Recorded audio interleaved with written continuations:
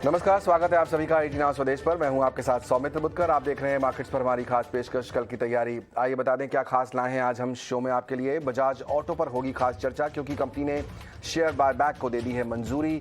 क्या ये प्राइस ठीक है? क्या कंपनी जितना पैसा खर्च कर रही है वो काफ़ी है? अब बजाज ऑटो में क्या करना चाहिए आपको पूछेंगे अपने एक्सपर्ट से।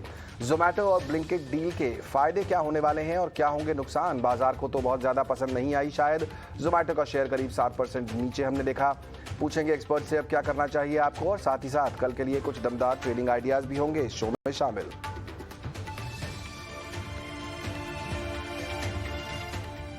अच्छे ग्लोबल संकेतों के चलते कारोबारी हफ्ते के पहले दिन बाजार में अच्छी खरीदारी देखने को मिली। निफ्टी 133 अंक चढ़कर 15,832 पर और सेंसेक्स 433 अंक चढ़कर 53,161 पर बंद हुआ। बीएसई के सभी सेक्टर इंडेक्स बढ़त पर बंद हुए। दिन भर बाजार की हलचल और कैसी रही जानने के लिए जुड़ रही है मेरे साथ मेरी सहयोगी प्रियंका उपल आनंद।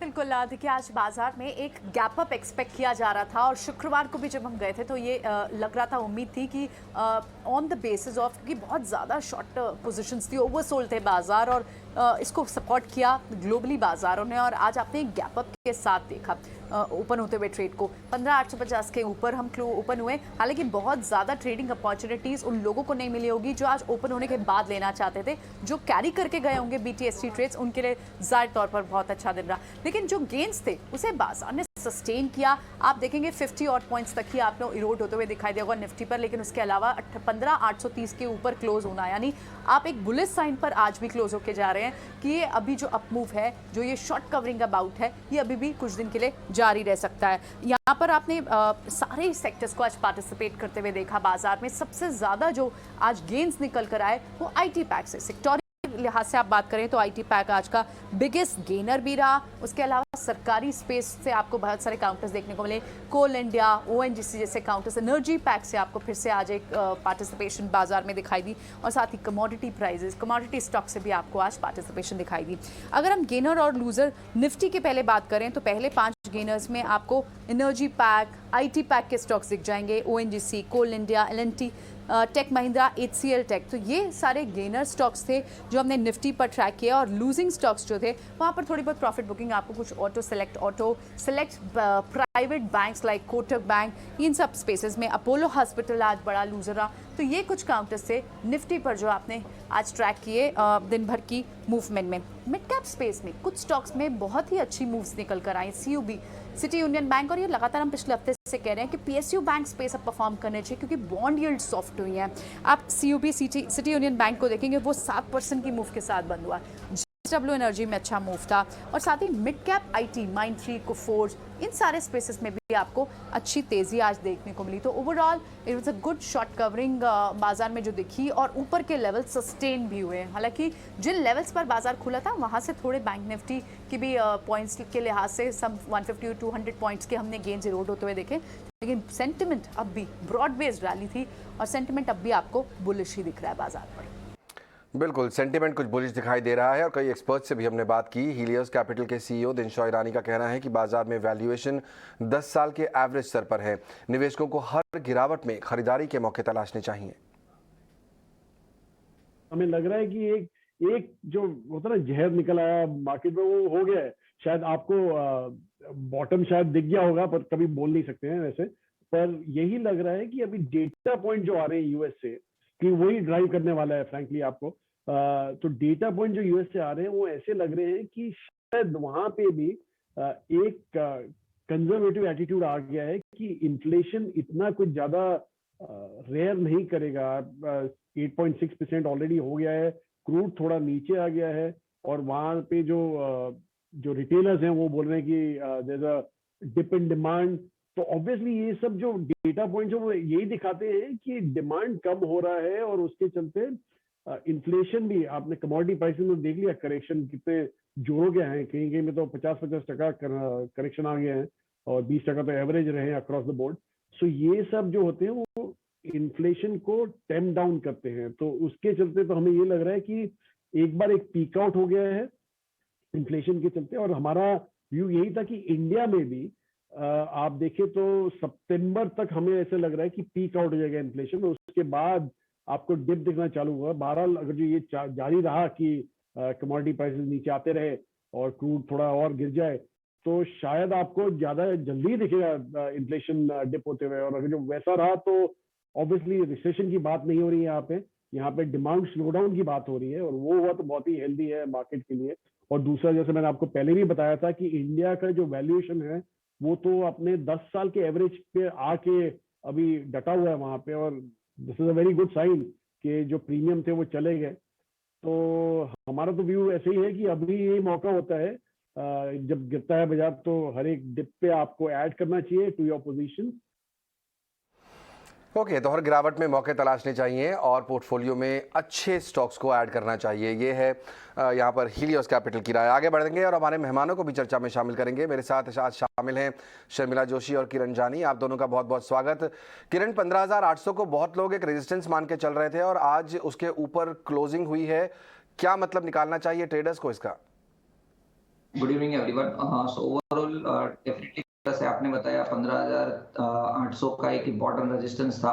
पिछले टाइम में भी हमने देखा था कि मार्केट ने काफी ट्राई किया था 15,800 के ऊपर जाने के लिए, लेकिन नहीं जा पा रहा था।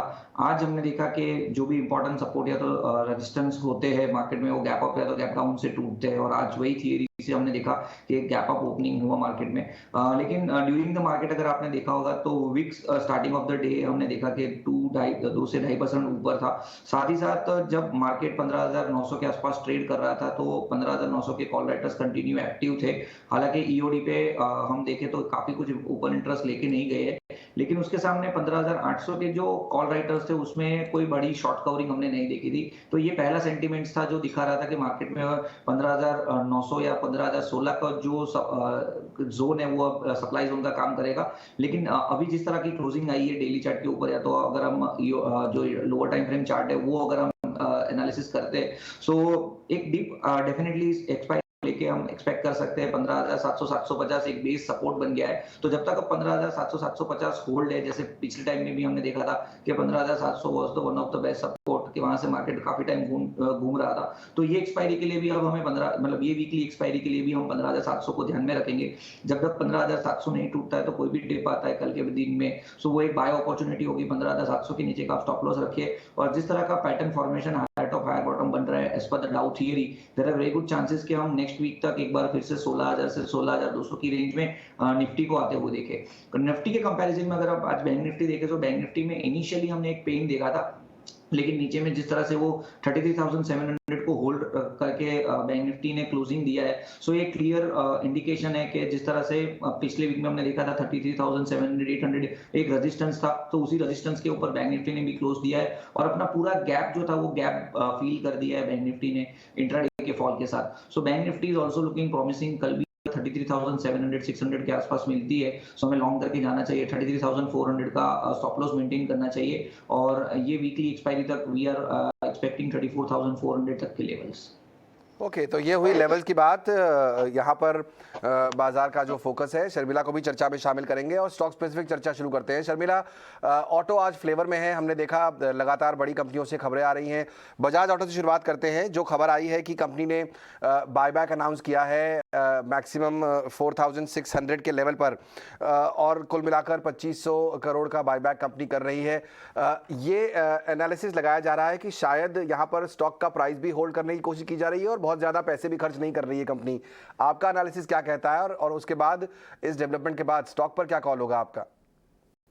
बिल्कुल, आई थिंक जैसे कि आप कहा कि सॉर्ट ऑफ एक जब बायबैक की न्यूज़ आती है तो मार्केट को थोड़ा बहुत एक्साइटमेंट होता है, बट क्योंकि उन्होंने इस तरह का बायबैक किया है कि it's in the open market and not by tender process, तो आई थिंक इससे एक बात क्लियर है कि when it's sort of tender process तो रिटेल इन्वेस्टर ज्यादा एक्साइट होते हैं, और जब ओपन मार्केट से होता है तो फ्रैंकली आई थिंक इतनी एक्साइटमेंट नहीं रहती।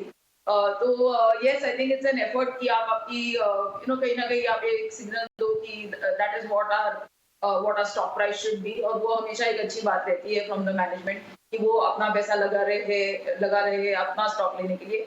But at the same time I am not expecting too much of a reaction on the stock. और उसके साथ एक चीज जरूर हुई थी कि फर्स्ट उन्होंने जब पहली उनकी मीटिंग हुई थी एंड उनका कुछ निर्णय नहीं हुआ था, that kind of reflected badly on the company. तो एक तरह से अच्छा है कि उन्होंने एक डिसीजन लिया है but according to me market इससे बहुत ज्यादा एक्साइटेड नहीं होगा। ओके किरण, आपका क्या व्यू है इस समय ऑटोज पर? पिछले कुछ दिनों में हमने देखा काफी अच्छी रैली ऑटो स्टॉक्स ने दिखाई है, फिर चाहे वो हीरो मोटो हो या फिर बजाज महिंद्रा एंड महिंद्रा जैसे स्टॉक, सब में अच्छी तेजी देखने को मिली है। कहीं कोई अपॉर्चुनिटी दिखती है आपको? सो ओवरऑल निफ्टी ऑटो की अगर हम बात करें तो अभी ऑटो इंडेक्स अपने पिछले रेजिस्टेंस के आसपास ट्रेड कर रहा है, लेकिन अगर हम अभी रिसेंटली चार्ट देखें तो एक असेंडिंग ट्रायंगल ब्रेकआउट के आसपास भी ट्रेड कर रहा है। लास्ट 2 दिन में एक सुपर रैली हमने नीचे के लेवल से देख ली है, जैसे 10,800-900 के आसपास निफ्टी ऑटो का इंडेक्स था, अभी वो 10,600-700 के आसपास ट्रेड कर रहा है। सो देयर आर चांसेस कि हम पॉज देखें 1-2 दिन के लिए, थोड़ा कंसोलिडेशन देखें। अदरवाइज ओवरऑल ऑटो के अंदर जिस तरह का फॉर्मेशन है, there are very good chances कि ये रैली कंटिन्यू होते हुए देखे। हम टीवीएस मोटर देख सकते हैं, M&M महिंद्रा एंड महिंद्रा देख सकते हैं, ये दोनों शेयर जो है वो आउट परफॉर्म स्टॉक रहे इस पूरी रैली के अंदर।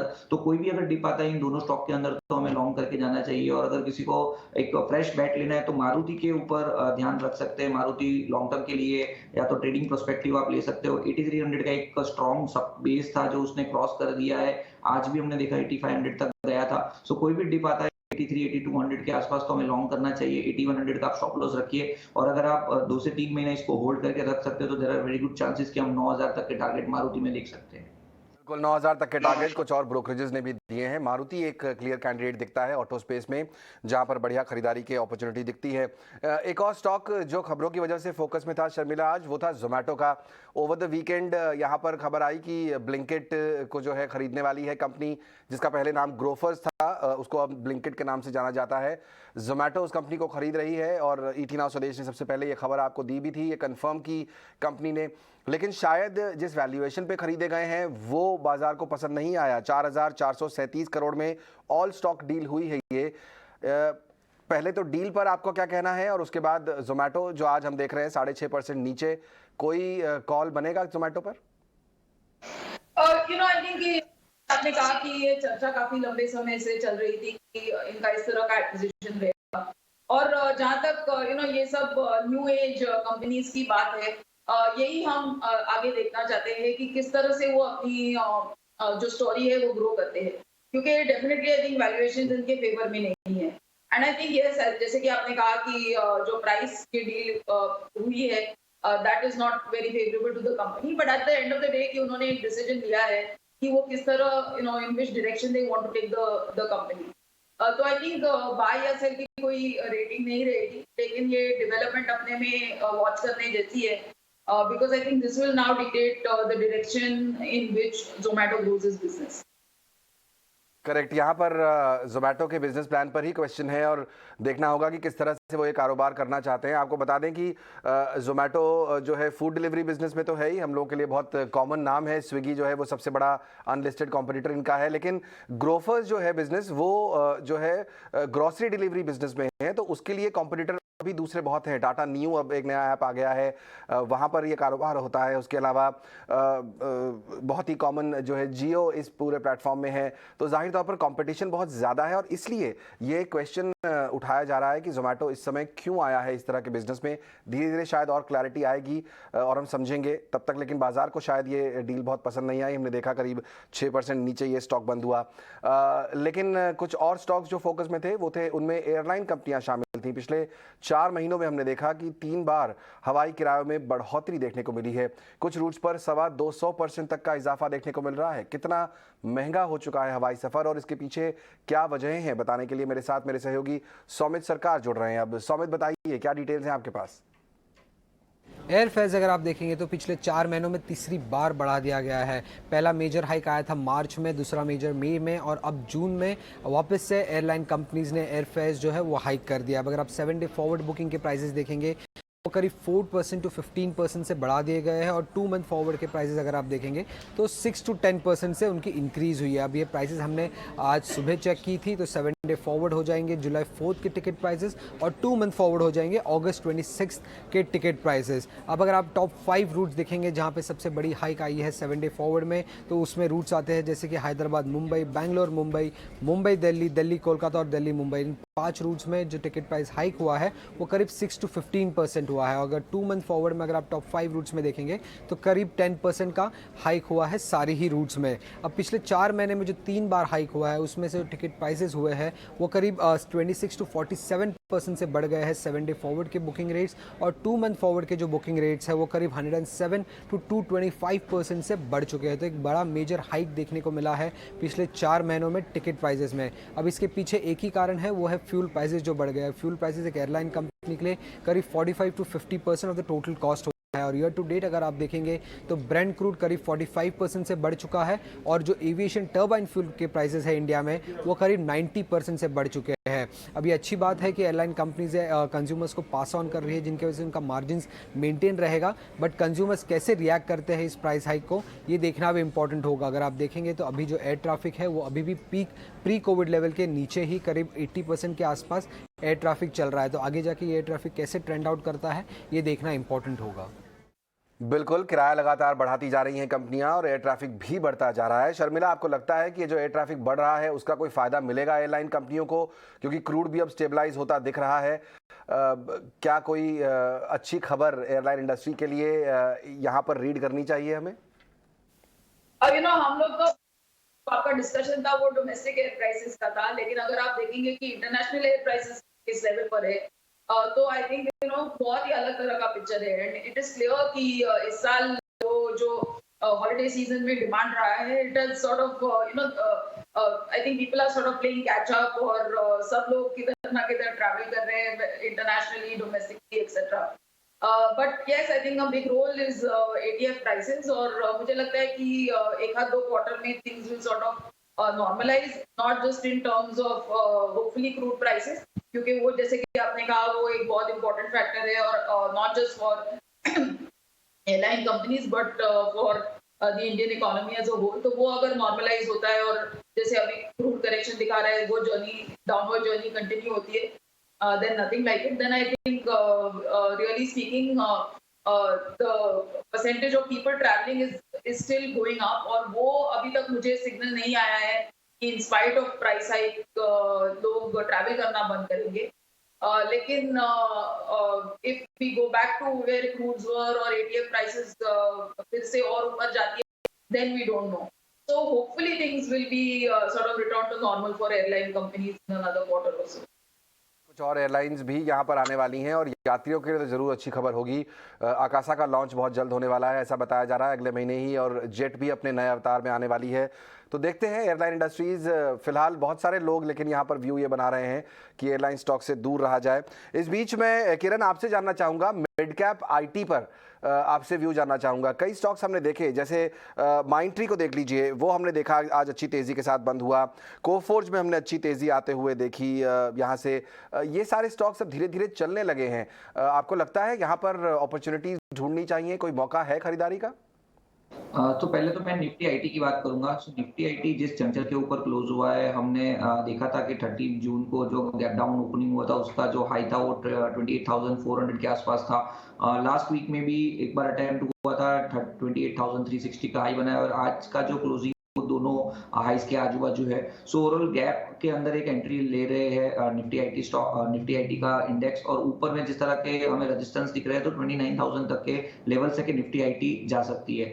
सो ओवरऑल काफी प्राइसेस इसमें करेक्शन हमने देख लिया, और ये ओवरसोल्ड रैली चालू हुई है, और जनरली हमने देखा है कि ओवरसोल्ड रैली जो होती है बहुत फास्ट होती है। अब माइंडट्री की अगर आपने बात की है तो साथ साथ में आप L&T इन्फोटेक भी देखिए, जिस तरह से नीचे के लेवल के ऊपर से रिबाउंड आया है। सो पहले मैं माइंडट्री की बात करूं तो माइंडट्री में जिस तरह का रिबाउंड अब हम देख रहे हैं, 20 दिन की मूविंग एवरेज का रेजिस्टेंस के आसपास ट्रेड कर रही है। हमें 2950 2960 का लेवल दिखना चाहिए, 2958 के आसपास क्लोजिंग है। सो कल अगर 2960 के ऊपर ओपन होता है तो सस्टेन हो जाएगा। There are very good chances कि हम 3050 से लेकर 3150 तक की रैली माइंडट्री के अंदर देख सकते हैं।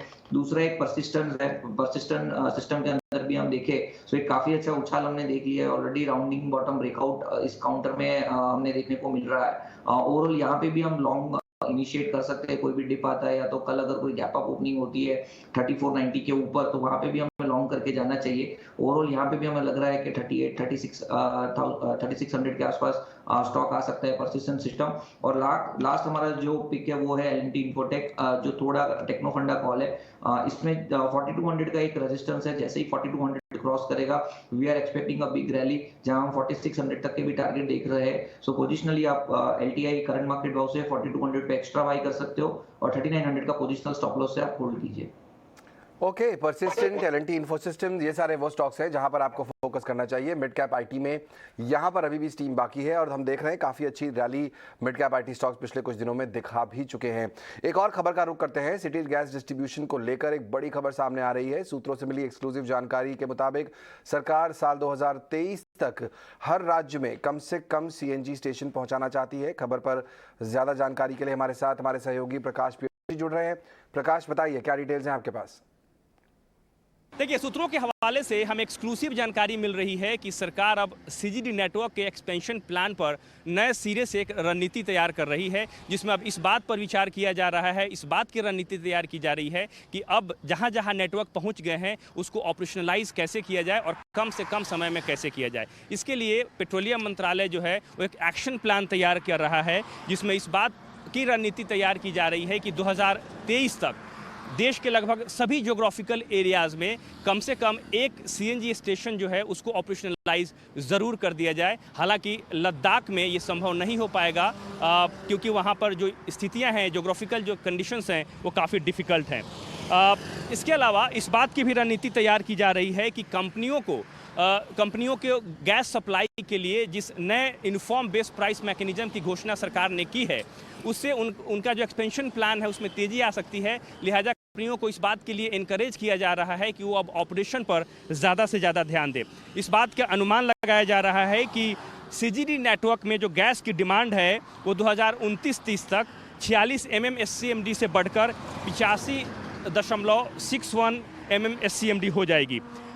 सूत्र हमें यह भी बता रहे हैं कि पेट्रोलियम मंत्रालय जो है जो सीजीडी ऑथराइजेशन ट्रांसफ़र रूल्स है उसको सिंप्लीफाई करने पर विचार कर रही है, वो दूसरी कंपनी के लिए भी और अपनी सब्सिडरी के लिए भी। इस पर पीएनजीआरबी ने काम शुरू कर दिया है और जल्द ही इन नियमों को अंतिम रूप दिया जाएगा। इससे उम्मीद ये की जा रही है कि जो वेल परफॉर्मिंग कंपनीज हैं उन्हें नए ज्योग्राफिकल एरिया जो हैं वो मिल सकते हैं। बिल्कुल, बहुत शुक्रिया प्रकाश उस अपडेट के लिए। चलिए, ये तो खबर हुई सिटी गैस डिस्ट्रीब्यूशन के ऊपर, लेकिन अब वक्त है ये वो स्टॉक जानने की जहां पर आपको कल नजर रखनी चाहिए। वक्त है वीआईपी शेयर्स का।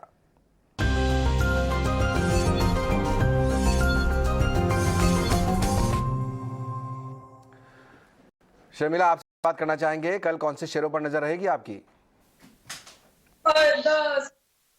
एक्चुअली गुजरात गैस, और अभी थोड़ी देर पहले हम लोग वही सिटी गैस डिस्ट्रीब्यूशन बात कर रहे थे।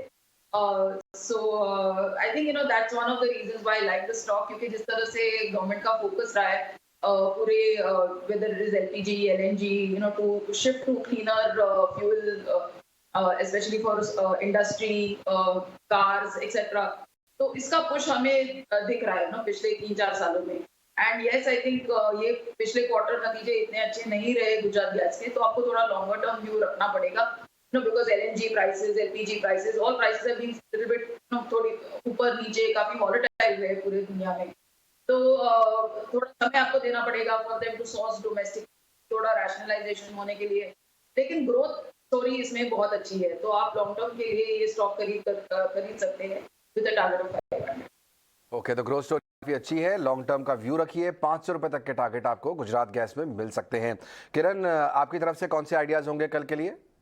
सो लास्ट वीक में हमने 2 लार्ज कैप आइडियाज दिए थे, HUL एंड HDFC। HUL में ऑलरेडी टारगेट आ गया, HDFC limited is also doing good. तो आज भी हम जो है वो एक लार्ज कैप बेट के साथ ही उतरेंगे। सो पहला जो स्टॉक है वो ITC है। ITC में अगर हम देखें तो क्लियरली एक बुलिश टेरिटरी के अंदर स्टॉक ट्रेड कर रहा है, और अभी 2 दिन से अगर हम देखें तो नीचे के लेवल से जो रिबाउंड आया और आज का जो फॉलोअप बाइंग है, क्लियरली एक फॉलिंग ट्रेंड लाइन ब्रेकआउट हमें डेली चार्ट के ऊपर लग रहा है। ओवरऑल सेटअप काफी स्ट्रांग है, तो 269 के आसपास क्लोजिंग है, आप कल वहां पे लॉन्ग करके चल सकते हैं। 278 का टारगेट है और 264 के स्टॉप लॉस से हमें मेंटेन करना है। नेक्स्ट जो स्टॉक है वो ग्रासिम है, सीमेंट सेक्टर में ऑलरेडी हमने एक पेन लिख लिया है, एक प्राइस करेक्शंस जो है वो बड़े लेवल पे लिख लिया है। अब अगर आप देखोगे तो काफी सारे सीमेंट सेक्टर के जो स्टॉक्स है, अल्ट्राटेक हो गया, ग्रासिम हो गया, एसीसी हो गया, वो अपने नीचे के लेवल से काफी अच्छा एक बाइंग प्रेशर दिखा रहा है। सो ओवरऑल ग्रासिम में अगर आप देखोगे तो डेली चार्ट पे राउंडिंग बॉटम बना है, लोअर में देखोगे तो डबल बॉटम पैटर्न ब्रेकआउट हमें दिख रहा है। सो ग्रासिम 1349 के आसपास क्लोजिंग है, वहां से हमें लॉन्ग करना चाहिए। 1388 का हमारा टारगेट है और 1324 हमें as a stop loss maintain करना है। ओके, तो ग्रासिम और आईटीसी ये दो स्टॉक्स हैं जहां पर आपको लॉन्ग पोजीशन लेनी चाहिए, फायदा आपको मिलेगा। ये कल के लिए आइडियाज किरण की तरफ से। बहुत बहुत शुक्रिया किरण और शर्मिला, समय निकालकर आज शो में शामिल होने के लिए। चलिए, कल की तैयारी को भी हम यहीं समेटेंगे, लेंगे थोड़ा सा ब्रेक, लेकिन आप कहीं मत जाइए, खबरों का सिलसिला लगातार जारी है ईटी नाउ स्वदेश पर।